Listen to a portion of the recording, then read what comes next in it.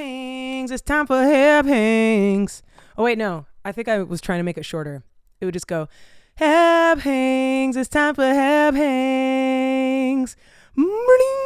Sparkles, sparkles, sparkles.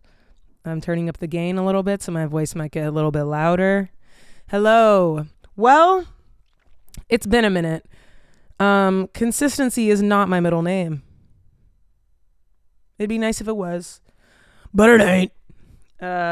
So yeah, what's up? It's been like 6 months, I think. Let's see. Wow, lots to catch you up on. Welcome to Heb Hangs. My background has changed. I moved. I moved to a bigger apartment, with my best friend, Ross, who I have known since I was 15, and now we're 28. We're almost 29, a couple months. And so we've known each other a long time. We have not been best friends the whole time, though. We were really good friends, and then we kind of fell out a little bit because I professed my love to him, and he didn't like me back, because he was gay, but wasn't out yet. So it's a little chaotic. But yeah, then he moved to LA, and we started hanging out again. And he's my BFF, and I live with him and his cat Chicken. Rocky is still here. I think he's just out of frame. Oh wait, no, he is in frame. There he is. There's a Rocky boy. Look at him. Yeah, and it's cool. I got a pool now. Never had a pool before. Never been that bitch with a pool. Never been the pool friend that you try to keep close in the summer months, you know? But I'm fine with that. I'm down to be exploited for my pool. There's also a gym, but the entire building is so infested with mold that you can smell the mold from 10 feet away outside the building with all the doors closed. So I will not be using that gym because some people very close to me have recently endured the effects of mold poisoning. So I will not be going in there, which is a bummer. There's also like pool tables and stuff in there. I don't know. I keep looking out because my backyard is now a freeway, which is definitely my least favorite part. But you know, when you're balling on a budget, especially, you just be, I don't want to say taking what you can get, but you can't really be that choosy. You know, you sacrifice something. It's like, oh, it's a bigger spot. It's a different area. It's a different vibe, but that's fine. I was kind of not really loving the vibe of my last spot anymore because I was like watching the gentrification happen, and it was really uncomfortable. And it honestly made me sick. And seeing more like young white couples move into my building and like fewer Hispanic families who had been in there for like 20 years, you know, it was just making me uncomfortable, and I didn't want to see it happen anymore. So I left. That's one of the reasons. But anyway, so yeah, now I just keep looking out the window at all the cars walking by. When I was stressed last week, whoa, that's a lot of white cars at once. 1, 2, 3, 4, 5, 6, 7, 8, 9, 10, 11. Wow. Oh no. Yeah, that one's white. When I was stressed last week, I was doing this thing called the REST method, which is from dialectical behavioral therapy, DBT, because I'm pretty sure I got BPD, borderline personality disorder. Not positive though. I'm seeing a psychiatrist on Tuesday. I'm going to ask her about it, and hopefully she doesn't laugh at me like the last psychiatrist laughed at me when I told her that I thought I might be autistic, and like how my last therapist, or an old therapist of mine, laughed at me when I told her I might have BPD. She goes, they really struggle. I was like, yeah, bitch, I'm struggling. But anyway, one of the things in that type of therapy is called the REST method. Because with BPD, whether or not I have it, I do. Whether or not I have it, one of the biggest symptoms, I guess, is like lack of emotional regulation. So if emotions get really overwhelming, it's very hard to like be a normal person. And in the past, you know, when I've gotten angry, I've yelled a lot, I've screamed a lot, I've thrown things, I say mean things. I can get really evil, and I can go for the jugular. Like, oh man, yeah, I can fuck someone up if I want to. Or if I'm sad, it just feels overwhelming. Or, you know, I would numb with weed and stuff, which 6 months weed free, by the way. Last time I recorded, I was 3 days in, 6 months weed free, or almost. I think in like 2 weeks, I'll be 6 months. Anyway, We could talk about that later. But anyway, so with regulating your emotions, when you feel overwhelming emotions, a good way to work through them. Oh, what the hell was that sound? Rocky heard it too. Look at him. That was a weird ass sound. It sounded like that. Remember that like green needle or brainstorm? It sounded like that. Anyway, rest method. Relax. So anything, I think a distraction is like first and then it's relax or whatever, but I kind of just morph them into one. But relax, obviously very hard. What the fuck? What do you mean relax? So I just, I'm stressed. I want to die. I want to jump off a bridge. What do you mean relax? So it could be anything that distracts your mind. So juggling is really good. I learned how to juggle for this so that I could just focus on that. Having the freeway out back, I have been counting cars. I'll count to 100 and then I'll count back from 100, or I'll count all the white cars. There's like stretching and yoga and all that, but if I'm like hyped up, it's really hard for me to like sit still and do that. I like to be more active. Reading, watching TV, something like that if you need, or I take Rocky out sometimes if I'm stressed. But anyway, so relax to just kind of like calm your nervous system a little bit. Then you evaluate the situation. What exactly is going on? I'm with Rocky. We're outside. There's a bird. I'm physically safe. I'm hungry. It's 6 p.m. And I just got a text about like my tax forms being due, and I felt crazy. That text is sitting unread on my phone, and my phone is upstairs. Okay, I just evaluated the situation. Next in the rest method is set an intention. Half the time, my intention is food. It's like, okay, what do I want or need to do right now in this exact moment? Well, I'm really hungry. My intention is to feed myself. That is my first step through this. Get myself some food. And then the T in rest is take action. Okay, great. Let me start cooking. And then, if you need to go through it again, you can go through it again. But yeah, I've been liking that anyway, that I got all on that because I was counting the white cars outside. And there are a lot of them. A lot of people drive white cars. I wonder why that is.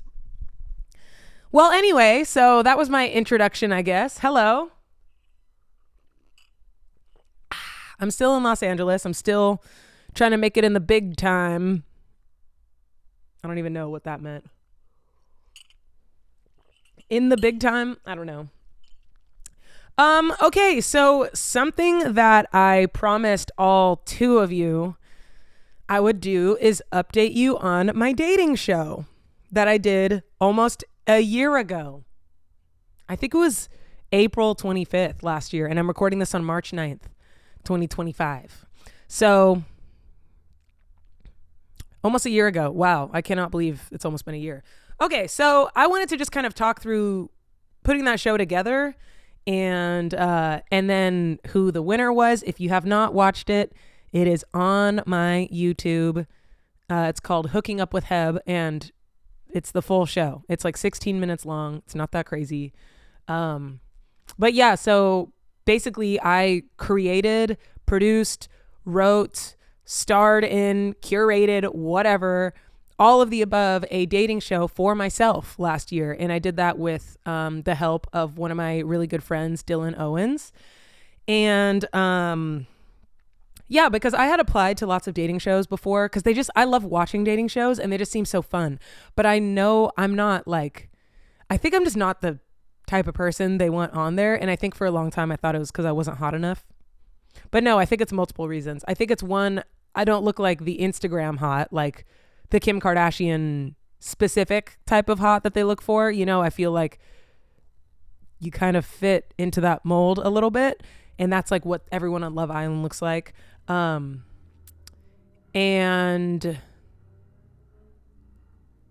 what? A motorcycle went by and I got distracted. Oh yeah. And then also whenever they have black girls on there, there's usually like one or two and they never look like me. They always have weaves. Except for that one girl, Christine on Too Hot to Handle. She's like the only one I can remember with natural hair. But other than that, they always have weaves or wigs and like long nails. They're never looking for like the I don't know. I'm not trying to be like, oh, I'm just so quirky. But they're never looking for like the alternative black girl. They're not looking for me. They're never looking for the bitch who shows up like with the scruffy dog or like goes on hikes or whatever. They're looking for the Love Island archetype. And that is not me. So anyway, I think that's one of the reasons. And then also, okay, this is where I hype myself up a little bit. I think I'm too level-headed. And those shows need to be chaotic. And I think I'm a little bit too, like, whenever they're like, if you were disrespected in this way, like, what would you do? I think, they want you to answer the question. Because I did fill out the, like, 80 question questionnaire for Love Island. And it's like, what would you do if, like, your best friend took your man or something? I'd be like, I'd be hurt for sure. But, like, I'm not about to fight, And, like, they definitely want to fight. So, for whatever reason, I never got cast on a dating show. Well, actually, there is this one that we filmed last year that I don't know if it's ever coming out. I finally got cast on one, and it was like a dating. I don't know if I'm allowed to talk about it. It was a dating show, and I was on it, but I haven't heard anything, so I kind of feel like that footage will never see the light of day. But that's a good story. Ooh, I should look up and see if I sign an NDA or like what kind of NDA. I think actually I can't talk about it. Fuck. Because that was a good story. That was a funny shoot. But okay, so, and that was after I made this dating show. So,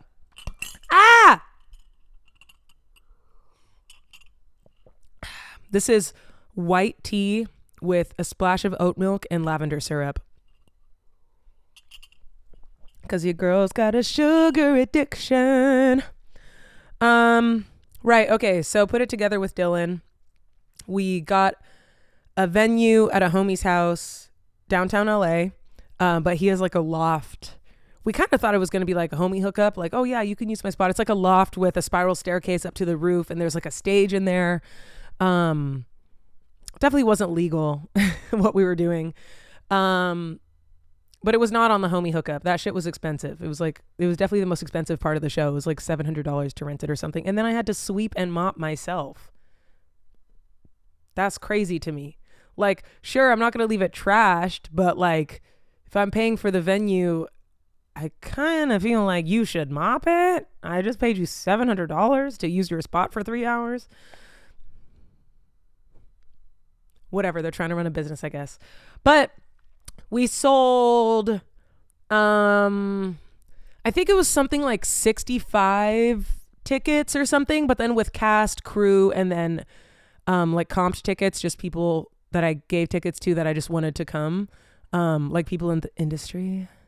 My manager didn't show up, by the way, so I fired her. That was not the only reason, but she just didn't show up in many ways, and then she didn't fucking show up to this dating show that I invested months of time into and went into debt for. And then she texted me like 30 minutes before the show and was like, I know you told everyone to Uber because parking is bad, but I thought I could find parking, so I drove and I can't find parking, and also I hurt my ankle, so I'm going home. Okay, bye.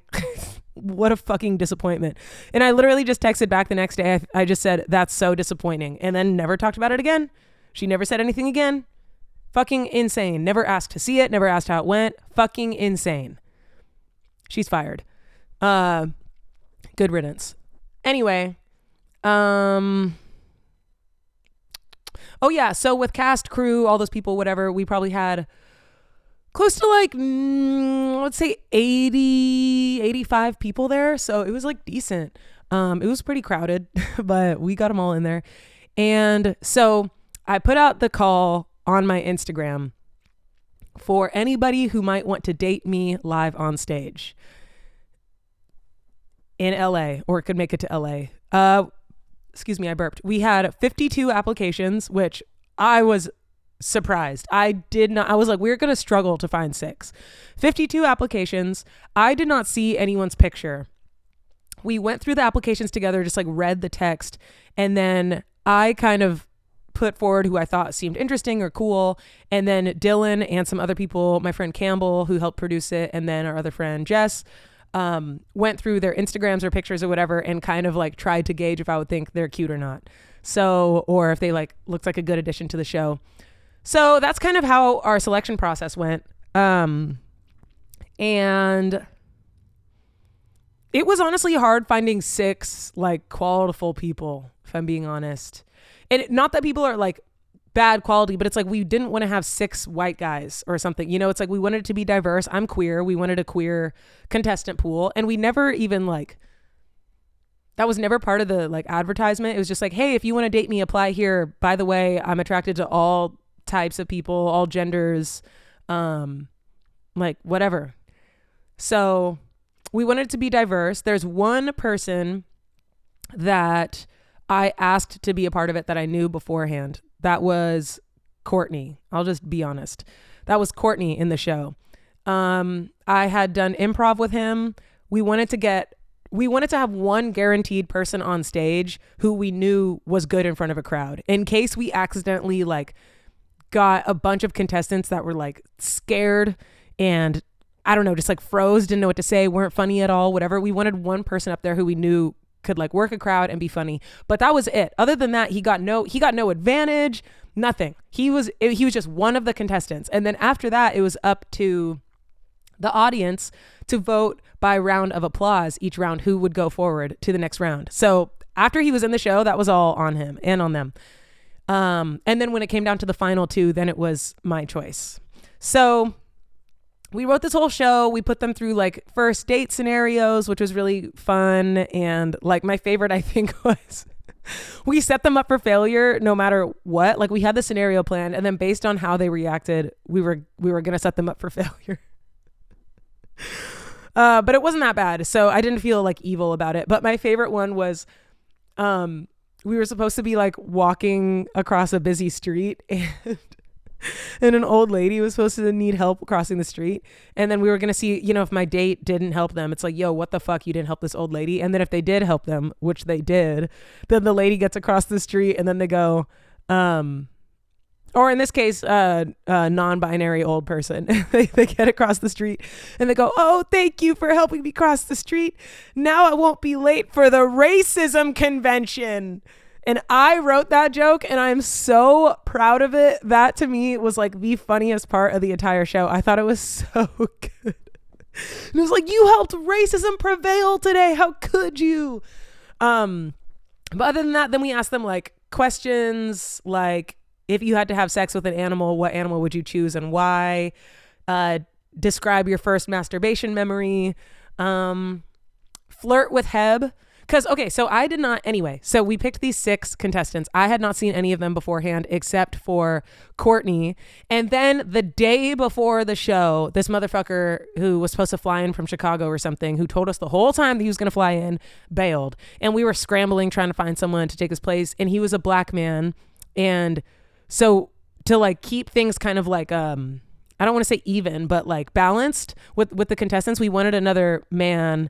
Well, actually, I don't even think we specifically wanted another man. It was just like, at that point we were just like, who can like replace him? We were just kind of desperate, but we did end up finding a black guy to replace him. So it's like, perfect. Now the, diversity is like it's still diverse, which is great. So anyway, but the guy that we ended up adding, I also knew him. So that was Manus, and he was a last minute addition. And he was an easy ad because we were filming at his house. So he was already going to be there. His bedroom was our green room. And he's like funny. And honestly, the show would not have been the same without him.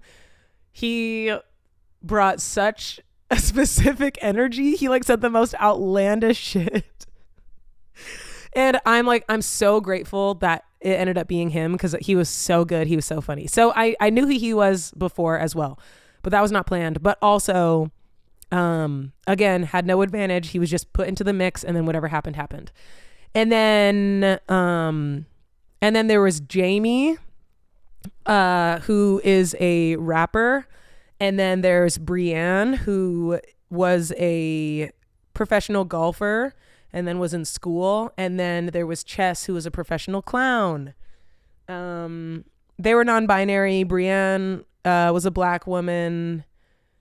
Jamie was a white guy. Courtney was a black guy. Manus was a he honestly, I did not know he was black until he told me. He's biracial, I think. Oh, and then how could I have forgotten Nastasia? She was a Cuban woman.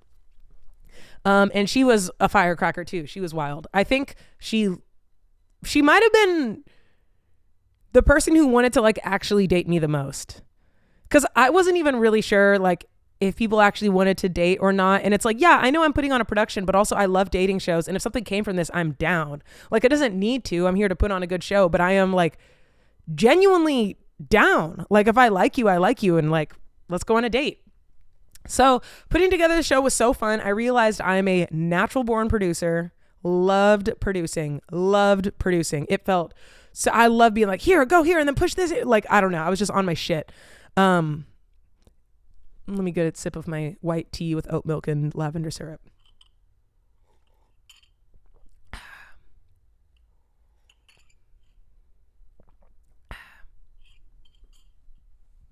So anyway, I loved producing very, very much. And then now let me give you the update on what happened. So spoiler alerts ahead. If you have not seen it, go watch it because I'm about to say who the winner was. Ready? Drum roll. 3, 2, 1. Brienne won. And I'm going to tell you why she won. Because okay, I just had a second thought where I was like, should I not like be 100% honest? Like, should I not drag that? Whatever the fuck. I'm going to speak my truth. I did not know that fuckboys could be women. I did not know that women could be fuckboys. I had no idea. So, Brienne, hot. Obviously, she was hot. Genuinely, so when I was first meeting all 6 contestants, they all had masks of my face on at first. And then one by one, they would take off their mask and come up to me and like rizz me up. And that was how I was introduced to them. And they were like, you know, put on their best flirting skills. And that was when I first met them. When she took off her mask, I was like gobsmacked. I was like, I'm sorry, who the fuck? We actually got like a really, what? Like, she's hot as hell. Like, I don't know. I didn't expect to like actually, I honestly thought in my head, okay, now I need to play it cool because whatever happens, I'm pretty sure I'm going to be the most into her. So I need to like make sure to keep giving everyone else a chance. And especially because the audience was pushing people forward. It was good because it wasn't all on me. I didn't have to like act like I was like, oh, should Brienne go to the next round? Like, no, everyone loved Brienne. And why I say she was a fuckboy is because she was saying things that fuckboys say. And if a man was saying everything that she said, she would not have gone on to the next round, in my opinion. Like, I don't know, like one of them, Nastasia, like said something about being skinny. And she was like, you're like way skinnier than I thought. And I like did not know how to respond because I was like, I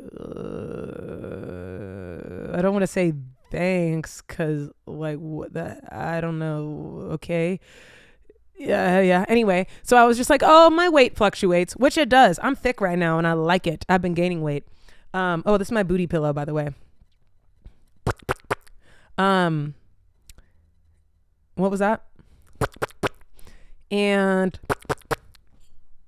so I was like, yeah, my weight fluctuates. And then Brienne goes, you said your weight fluctuates? I think you're gorgeous at any size. And then everyone was like, oh, and she like stood up and it was like a mic drop moment, but it was like that all night. Like she was just like so smooth. Her fit was cool. Everything she said was like smooth. But since it was a woman, I was like, oh my God, like she's being so genuine and like, this is hot. If a guy was saying that shit, I'd be like, shut the fuck up and get the fuck out.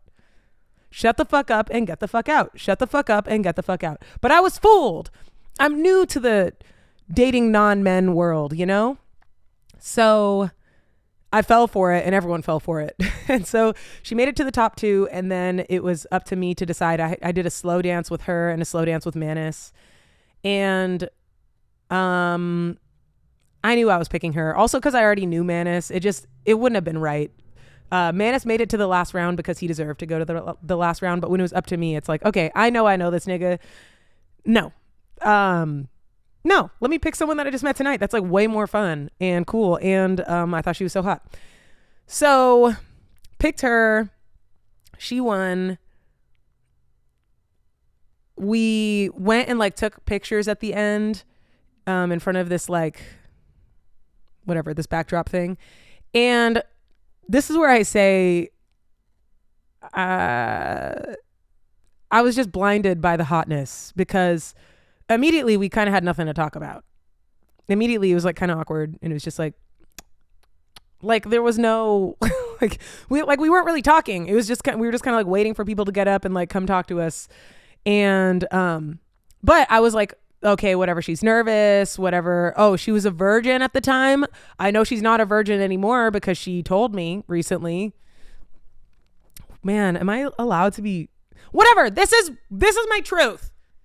I'm not trying to drag anyone, but if you want the update on the dating show, this is the update on the dating show. I'm not trying to drag anyone. Just trying to give my truth. Anyway, she was a virgin at the time, and I was like, okay, so like she's nervous, doesn't know how to flirt off stage, like 'cause she doesn't have experience, whatever. I'll like cut her some slack. I'm new to women, but I'm not new to dating. So like in this scenario, I have more experience. So I felt like, okay, I'll kind of take the lead. So I was like, okay, she's just nervous. But I was like, yo, for real though, I want to get your number. I was like, genuinely, like, I want to hang out. Like, are you down? And she was like, yeah, I'm down. And I was like, great. And I like looked her in the eyes and I was like, really though? And then we like went up to the rooftop for a little, and she gave me her jacket, and we just talked. We didn't kiss or anything. And then, so I got her number, and I was like, dude, I cannot believe that I actually like am into this person. Like, what's going on? And then the next day we started texting, and she was being flirty at first. She was like, you know, my jacket still smells like you. Like, please wear that perfume on our date, and blah, blah, blah. And I was like, okay. But then I didn't like texting, because we were texting so much. It didn't feel like natural. Like, oh, we're just texting so much because like we just can't stop talking, and like we have so much to talk about. It just felt like it kind of felt like it didn't matter who I was. Like she just was gonna talk that much to anyone. Like it didn't feel like we were actually getting to know each other, or I don't know, you know, like it was like long paragraphs and paragraphs, and I felt like almost obligated to respond. And I was kind of like, let's just like plan a date and hang out and talk and see if we vibe. Like I don't know. It just kind of felt like an info dump or something. Like it wasn't actually like, oh, let's get to know each other. I like you. And then the flirting did not really go beyond the like, please wear your perfume on our date. But again, I was like, it's okay. She's nervous. Like, I'll take the lead. And I was kind of just like making excuses. We finally went on like a lunch date, like 2 weeks later or something. And I don't know, dude. Like I kept trying to be flirty. I was just like, oh, you have really nice eyes. And she'd just be like, thank you. It was like, for show.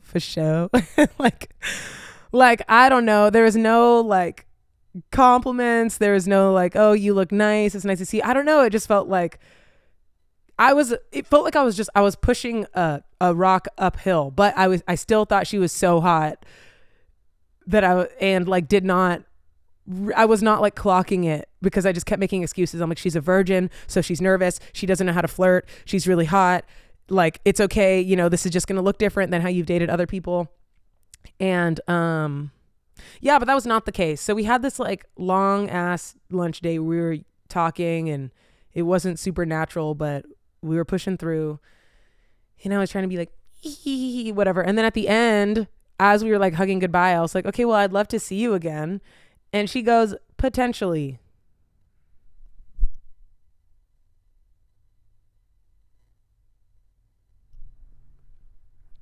She said potentially.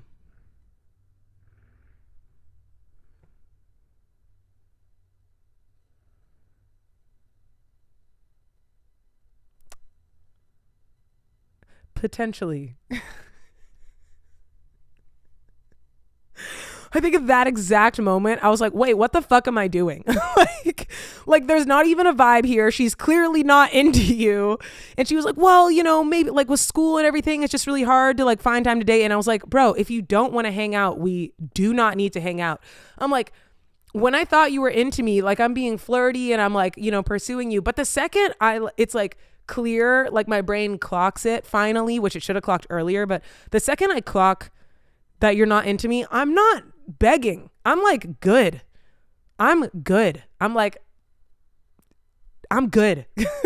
So I was like, we do not need to hang out if you don't want to. She's like, I don't know. Let's see. And I was just like, okay. And I drove home in complete silence. I was so fucking shocked. I drove home like over an hour, just like this. Just kind of thinking like, okay, where did this happen? Like, did she ever want to date me? Did she come on the show just for fun? Which is fine if it was just for fun. Was she into me that first day when she first started texting me? Was she trying to be into me? Was she not physically attracted to me? Did she lose attraction while we were texting? Did she lose attraction once we met?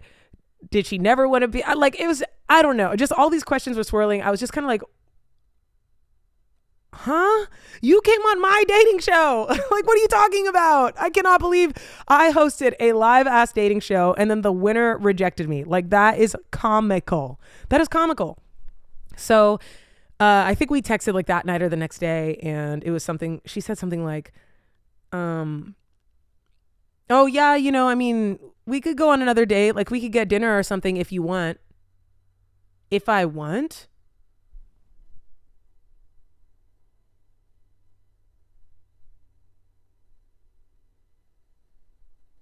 I'm sorry, if I want?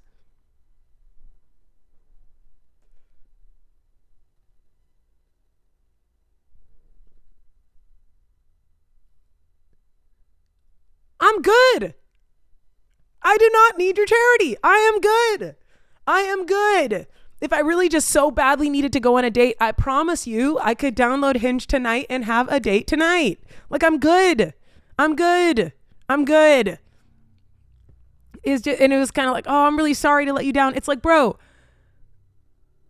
I'm good. Like, just what the fuck? What is this communication? Like, were you ever going to say that you weren't down, or was I just going to keep pursuing you over and over and over until eventually you'd have to say that you weren't down? But like, did I just drive down here for this date when you knew that you weren't down? Whatever. I'm just like, I'm good. And then it was kind of on some like, oh, well, we could still be friends shit. And I think I said that like, oh, I don't like to follow or be friends with people I've dated. But really, that is partially true. But going on one date like that, if it had gone like well and we like really got along, but the romantic spark wasn't there, I could definitely be down. But it's that like, oh, I don't even think we got along well as friends. Like, I was kind of forcing this a little bit because I wanted to kiss you.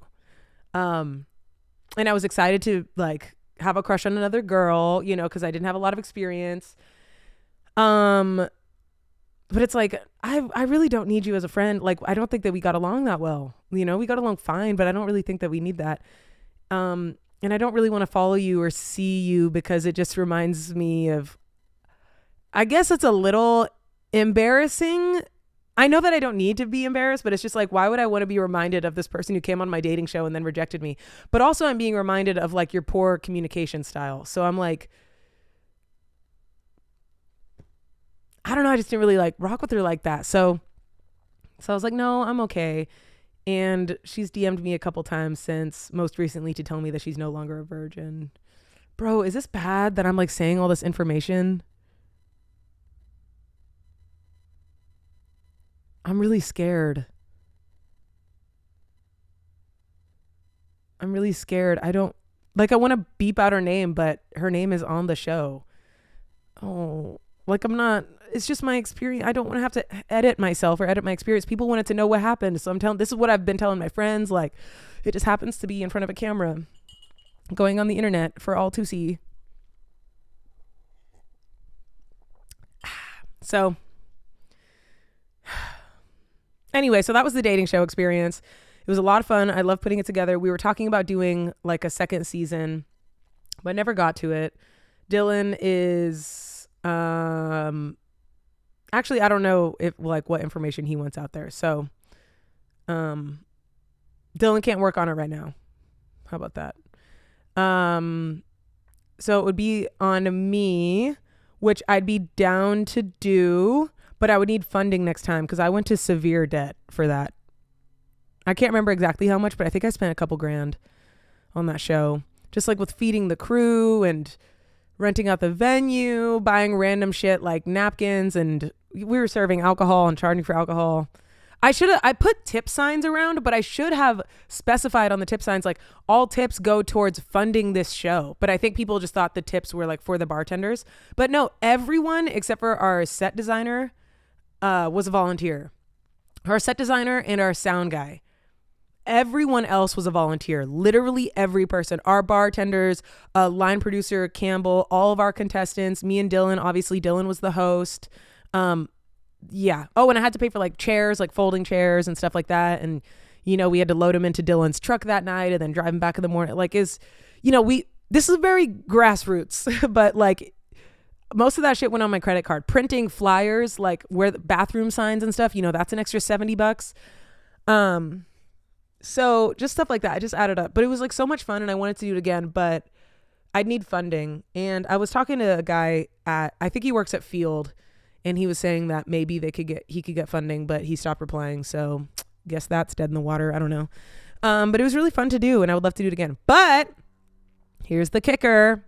It couldn't be for me because I'm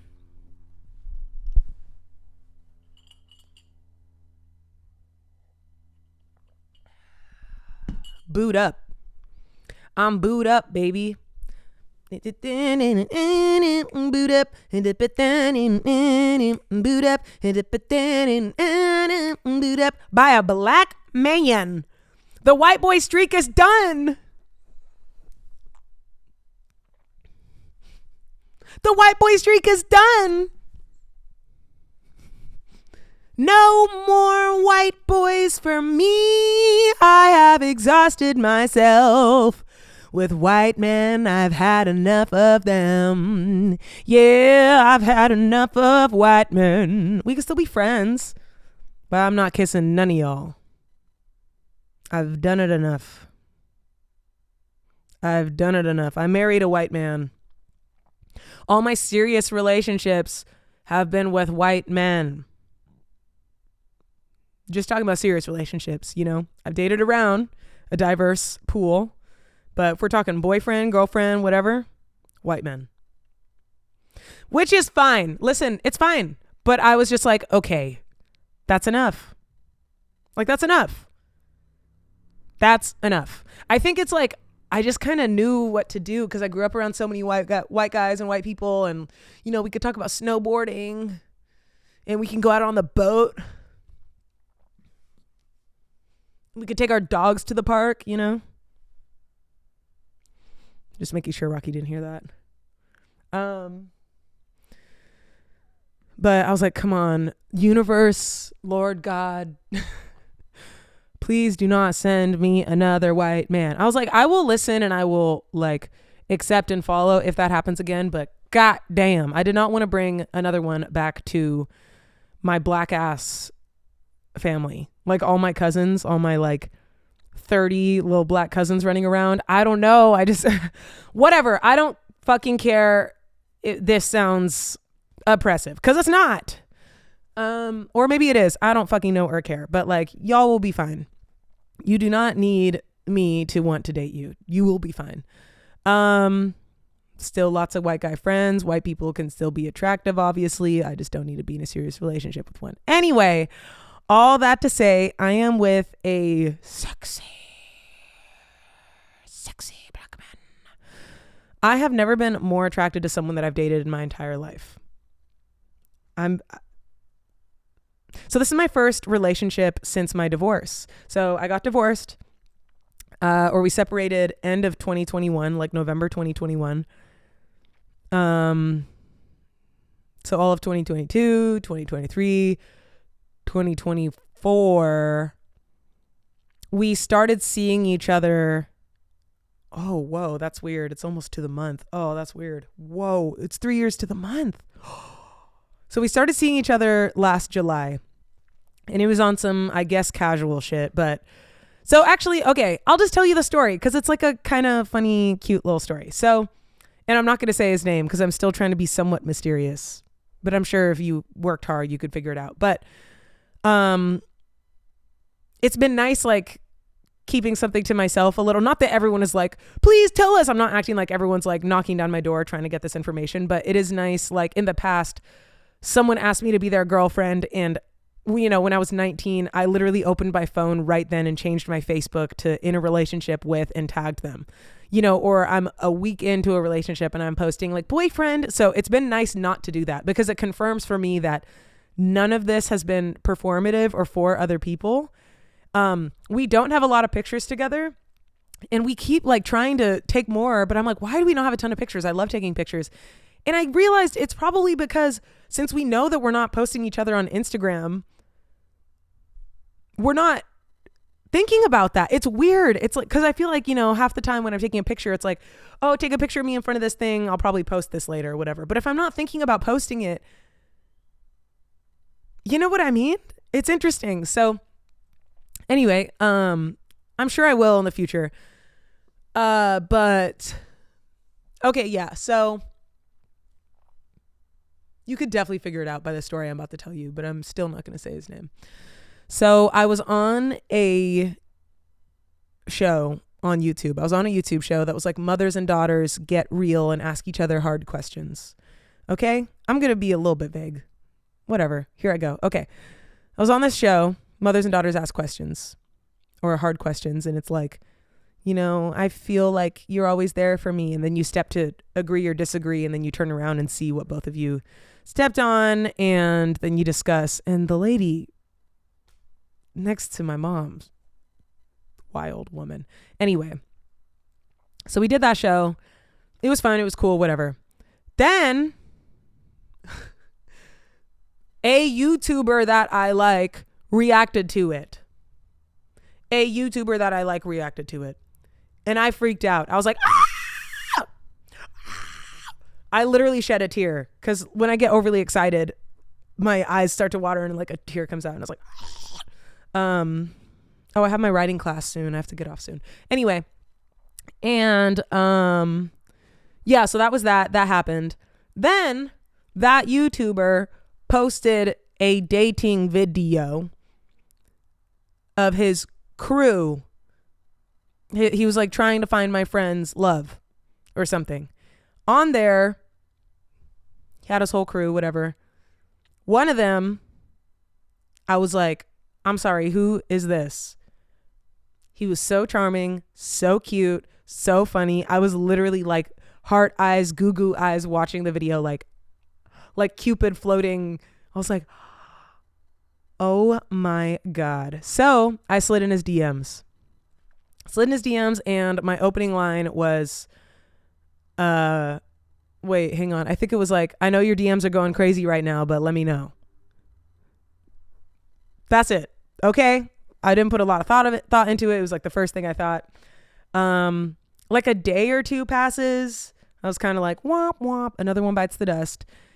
And I get a response. I can't remember what he said, but I get a response. But I was with my friend Kirsten. We had just seen, we're just watching Legally Blonde at the Hollywood Forever Cemetery. Because he had never seen it before, and that was so fun. But as we're like getting up and leaving, I saw that message come through, and I was like, oh my God, Kirsten. Oh my God. And I was like freaking out. I was like, he responded, what should I say? What do I say? Oh my God, oh my God, oh my God. Like freaking out, whatever. Responded with something. We ended up messaging for like a while. I think it was a little bit on again, off again, just over text, like before we had even met. But okay, so come to find out, the reason he responded to me, because his DMs were going crazy. I know that. He will not tell me how many DMs he got. He like refuses or just acts like he doesn't know. He's like, I don't know. I'm like, is it 20? Is it 200? Is it 5,000? Like, he's like, I don't know. I'm like, okay, whatever. But, so his DMs were going crazy, but also he's like, okay, these people are like fans. Am I allowed to respond? But he recognized me from the video that his boss reacted to. So I was on a YouTube video. His boss reacted to the video. He edited his boss's reaction to my video. His boss puts him in a video. I slide in his DMs. He remembers me from the video that his boss reacts to. It is like the most topsy-turvy 21st century modern internet romance. But it cracks me up. But yeah, so we were kind of like on again, off again, just over text at the beginning. Cause like he wasn't really looking for a relationship, and I wasn't really sure what I wanted, and I kind of curved him a little bit. But I just kept feeling so like drawn to him. And then we hung out, we finally went on a date, and it was like so much fun. We had such a good time. And then we had the conversation. I was like, damn, so you're really not looking for anything serious? Cause like, I like you. And he was like, nope. And I was like, fuck, well, I'm looking for a relationship, so I think we should just stop hanging out. And then he was like, okay, like, can I still text you? And I was like, no, we cannot talk. So that happened. But then I can't remember exactly the timeline, but I feel like a couple of weeks went by, and I was like, I'm still thinking, like, do I really got to be done talking to him? And then that happened like 2 or 3 times. And then I reached out one more time, and it was like, let's hang out as homies. Like, no pressure of dating. Like, let's hang out as friends. We hung out 6 times as friends. No, nothing physical. He kept trying to flirt with me, and I kept being like, stop. Like, we saw something on TV and we were like, wow, beautiful. He was like, you? I'm like, bro, shut the fuck up. If you're not trying to date me, shut the fuck up. So, but yeah, he like took me to movies, and he came over, and we like hung out with my dog and watched stuff. And this is when I was still smoking weed, and I was smoking hella weed. We were just like getting stoned. And then after like 6 times, it was like, okay, we're kind of into each other. So then we started dating casually, but he still did not want anything serious. And then I was like assessing him and our situation, and I was like, okay, I do want a relationship, but I'm not really sure if I want a relationship with this person. So I feel like I'm safe to keep hanging out. And I don't know, I was just following my instincts, because I'm trying to be a lot less chaotic with dating after my divorce. And so I was trying to take it slow and just trust my instincts and not force anything, and have open conversations. Whenever I felt something like, hey, this isn't working for me, I need something here, more here, I need something less here. You know, I was like, can we not hang out as much? If you're not looking for anything serious, like, let's hang out once a week max, or twice a week max. And then a lot of times it like went up to 3 or 4. But I was like trying to put these boundaries up to just like keep everything at bay. But I felt so drawn to him, and it did not feel right to like completely cut it off. So I was like, I don't know if this is a good idea or a bad idea, or if I'm setting myself up for pain, but I want to keep seeing him, and I feel good when I'm around him. I feel comfortable, feel like I can talk to him. I feel heard.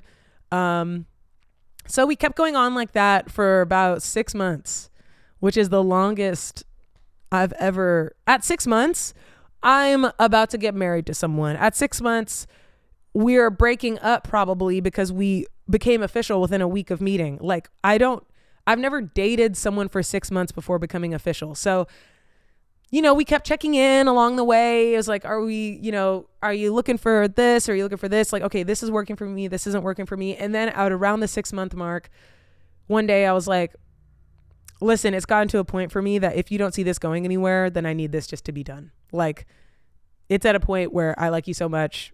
If you still feel like this isn't going to be anything other than just like casual, then like I'm out. And he was like, oh, well, I do see this going somewhere. And I did not expect that to be the answer, because he had been so adamantly like, I'm not looking for a relationship. I do not want a girlfriend. And I was like, cool with that. I mean, cool with that to an extent. I wasn't forcing him or pressuring him or whatever. I was just doing what I felt comfortable with, and then sharing, like having conversations about it. But I wasn't like crossing my fingers, banking on him to want to be my boyfriend or anything. I just had regular check-ins with myself and with him. And then so that conversation happened, and he was like, I do see this going somewhere. And I was like, oh, okay. I didn't expect that. Now what? And then we became official.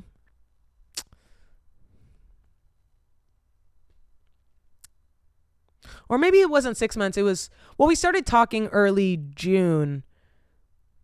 So it was almost 6 months, because we became official mid-November this past year. So we've been dating since last July. What's that? August, September, October, November, December. That's 6 months. And then January, February, March. So like 8 months. We've been like seeing each other for like 8 months, but we've been official 4 months. Wait, that would make 4 months. I don't fucking know. Don't ask me questions. Anyway, but I love him and he's so nice and he's so sweet and he's so hot and I cannot believe how attracted I am to him. And of course, yeah, looks aren't everything, blah, blah, blah. But holy shit, wanting to rip someone's clothes off 24/7 is a fun feeling. I just like can't believe it. And he smells so good and he's so cute and nice and he's so patient and he's so non-judgmental and he is so nice and he's so sweet and he's so cute and he's so nice. Anyway, so that's him.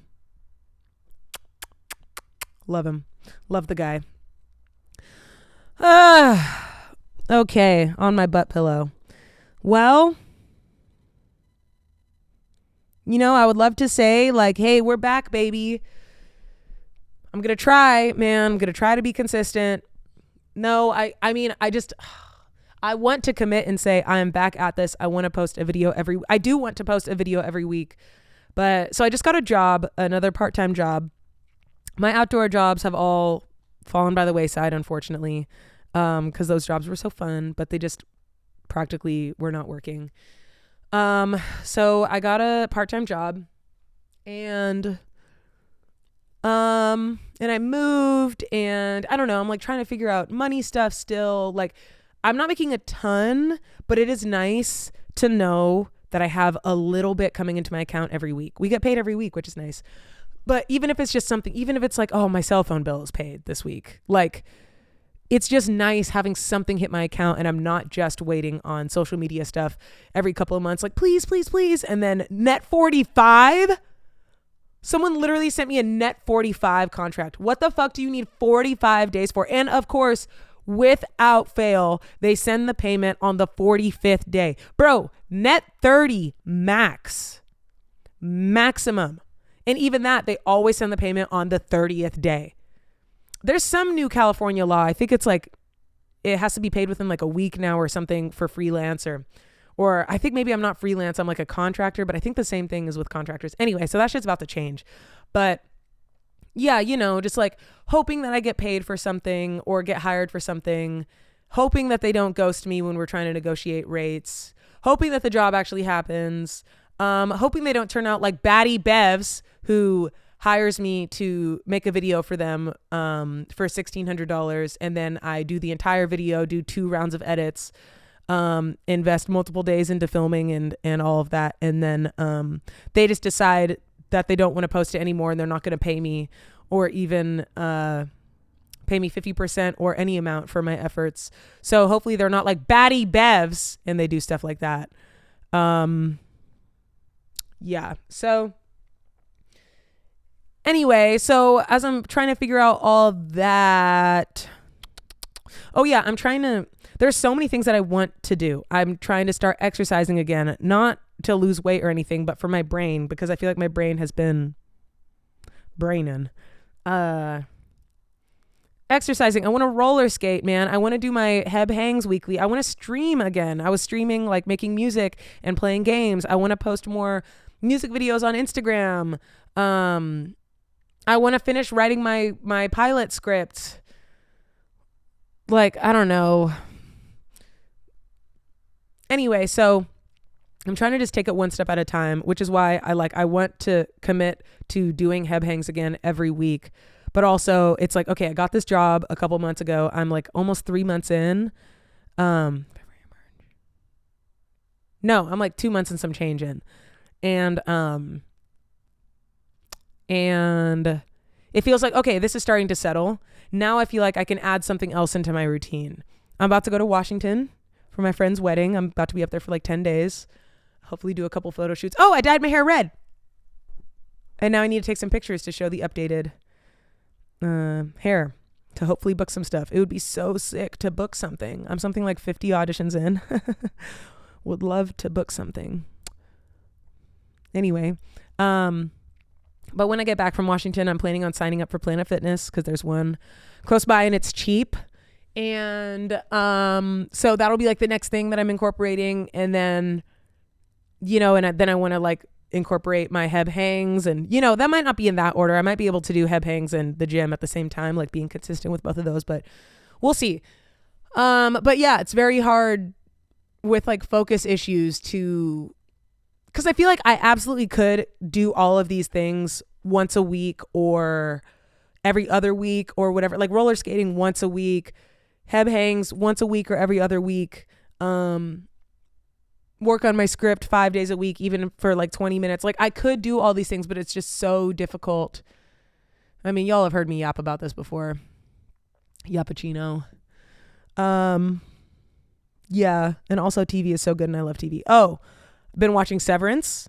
I wish I could be binging it because going week by week is making me feel like it's slow or like not a lot happens in each episode. But if you're watching it all together, then I feel like it hits more. So if you haven't seen Severance, I would binge wait so you can binge the second season just like you can binge the first season, because this weekly thing, I like it for some shows but not for Severance. I'm also watching White Lotus, also weekly. I'm a little bit more okay with that being weekly, because so much more happens in each episode, and that one's like fun. My roommate and I watch it together sometimes, except last week we didn't watch it together. And oh, and I've been watching Traitors, but I just started it. I just finished season 1. I won't spoil it. Holy shit. If I were on the show, I'm not even joking. If I were asked to be on the show, I would say no. As badly as I like want my break and like want to be on TV, and bro, I could not be on Traitors. Playing Among Us gives me heart palpitations. I can't lie. I can't scheme. I can't deceive. I can't act like I don't know. Oh my, I can't deflect. No. My anxiety would be like, I wouldn't be able to eat. Like, I'm not even joking. I wouldn't be able to eat. I wouldn't be able to sleep. I would be crying. Like, I could never go on Traitors. That shit is crazy. Season 1 finale, craziness. Also been watching Couples Therapy. I've been on Couples Therapy though, because I went on a plane like 6 years ago and binged almost the entire first season. And I was like, this show is so good, because it was just like on their shit, I was like, this show is so good. Landed, could not find it anywhere. And I think that was the only season that was out, and no one had heard about it. There was no subreddit. I was just like, when I would search Couples Therapy, you would like show me therapists, I like could not find the show. Then here we are. TikTok picks up on it let me not be bitter. TikTok picks up on it a couple years later, and it went viral, and now everyone's obsessed with it, which is great. But anyway, so because of all that, I got back into it and I watched all the newer seasons that I hadn't seen. And that show is so good. If you don't know what it is, it's this amazing world-class couples therapist who charges $700 an hour. $700 an hour. $700 an hour. 2 sessions with her is more than my rent. 2 sessions with her is more than my rent. 2 sessions with her is more than my rent. Anyway, she makes more than my rent in 2 hours. Anyway, she's that good though. But you're watching her take a series of couples through therapy over the course of, I think it's a couple months. And each season is a different set of couples. It's like 4 or 5, and you watch them throughout the entire season. And then the next season, it's a different group of couples. But it is so good. It really shows you about yourself. And if you're in a relationship, it gives you lots to think about. I was texting my boyfriend like blah, blah, blah, this and blah, blah, blah. And like, oh my God. And I'm like this and you're like this and blah, blah, blah. Though I kind of had to chill because I be trying to psychoanalyze him too much and trying to be his therapist too much. I'll be like, why though? Dig deeper. Why? What does that come from? And it's like, it can get annoying. So I've had to chill a little bit. But those are the things I've been watching. I've kind of just had the capacity for these weekly shows. So not a huge commitment, just like 1 hour a week for each show, and then reality. I haven't really been into any other series. I've been reading a little bit more. I've read 1 or 2 books so far this year. I think 2. Been Been trying to watch more movies. Been trying to get more into horror. I saw, what's that one? Barbarian. I watched Barbarian twice. I really liked that one. But don't recommend me horror if it's like demons or satanic shit or someone like watching you from outside. I don't like that. I like monsters, like The Thing, Alien, Barbarian, and I like practical effects. The Thing, Alien, Barbarian. So, I kind of want to watch Talk to Me. I had some people say that it was the scariest thing they've ever seen. And then some people say that like Barbarian was scarier. So I kind of want to like test it. I think it's going to push my limits a little bit. I think it's going to be, but based on people that I trust telling me about it, I think I could maybe handle Talk to Me. Maybe. Midsummer was good. Don't ever fucking tell me to watch Hereditary, because also people I trust have told me to never fucking watch Hereditary. And I will never be watching that movie. So do not try to get me. Everyone tries to get me to, it's not that bad. Shut the fuck up. Okay. The one person who knows, Ty, my brother, said not to watch it. Until he tells me to watch it, I'm not fucking watching it. Do not tell me to watch Hereditary. Midsummer, great. Not watching Hereditary. Fuck off with that shit. And I love biting hangnails. I know it's bad, but I love biting hangnails. And if I swallow my hangnail, am I a cannibal? Technically. Cannibal was the word for humans eating other humans. Is it just humans, or is it any like species eating its own species? But anyway, what if I'm a human eating myself? Is there a word for that? Omnivore? Homovore? Canahomovore? But anyway, this morning I had a meeting with my writers group, one of my writers groups, and it was my first time sharing an act of my pilot that I've been working on. And I would say it went very well. And I'm very excited about that. I was so scared to put it up. I haven't even worked on my pilot in a month. It's been hard. You know, I was just saying with the anxiety, it's hard to like sit down and do it. And I convinced myself it's not going to be good. And then I would distract myself with everything else in the world. And I'm like, oh, I'll just do this instead. I'll watch this. Oh, it's bad. Or I'm just so scared. Like I genuinely, like it feels like I'm in fight or flight when I like pick up my pilot and I'm like, and then I'm like, Siri, set a timer for 20 minutes. Like I can do this for 20 minutes. And I'm just like panicking. But since I had the deadline, I told them I would share my first act today. So the whole thing didn't even need to be done. We just went through the first act.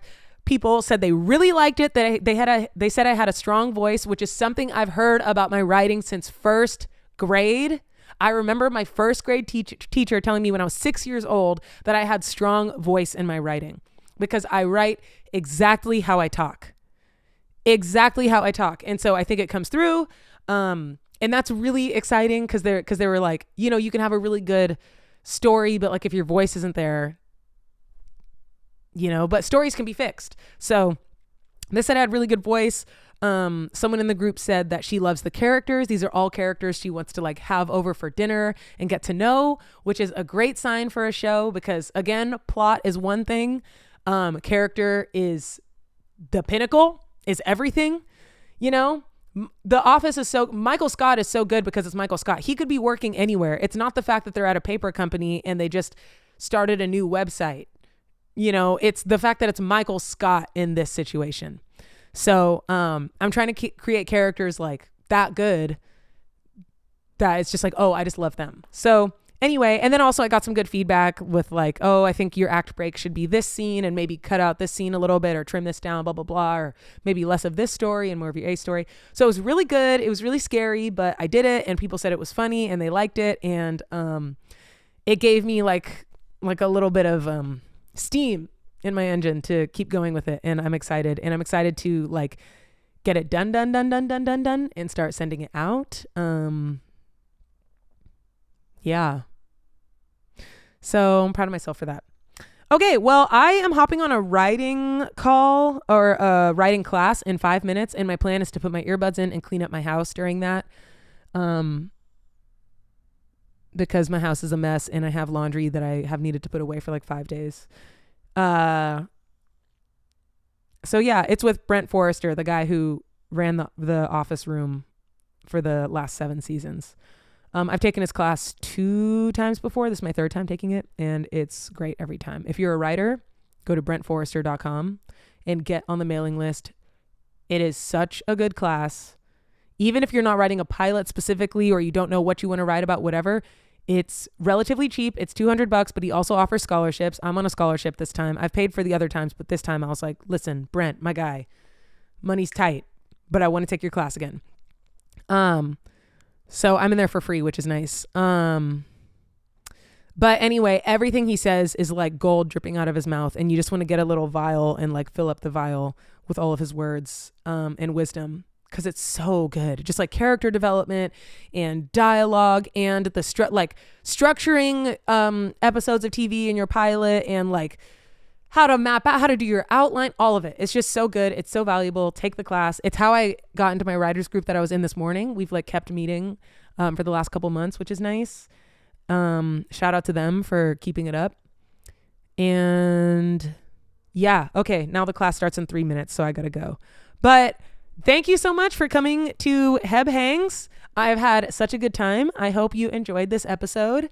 And I will see you soon. Bye.